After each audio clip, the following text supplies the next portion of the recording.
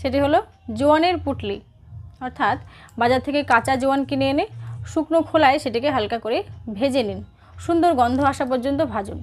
তারপর সেই ভাজা জোয়ানটি একটি পাতলা সুতির কাপড়ের মধ্যে বেঁধে আপনার সন্তানের নাকে বারবার বা কয়েকবার শুকাতে থাকুন, তাহলে কিন্তু সহজেই বন্ধ নাক থেকে সে মুক্তি পাবে।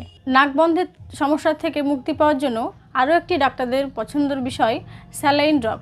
এতে নুন জল থাকে বলে আপনি আপনার বাচ্চার নাকে একবার স্প্রে করতে পারেন। স্প্রে বোতলগুলো বাড়িতে বাচ্চার যে পুরনো ওষুধের বোতল আছে সেটা পরিষ্কার করে আপনি পুরে নিতে পারেন। এই স্যালাইন ড্রপটাই নুন জল থাকার জন্য আপনার বাচ্চার নাকটা সহজেই পরিষ্কার হয়, আর আপনি যে কোনো সময় ঘরোয়া টোটকা হিসেবে এটা ব্যবহার করতে পারেন। এছাড়াও ডাক্তারবাবুরা অনেক নাকের নাসাল ড্রপ বা এরকম কিছু ড্রপ দিয়ে থাকেন, যেটা দিলে আপনার বাচ্চা সহজেই কিন্তু নাক বন্ধ থেকে মুক্তি পাবে।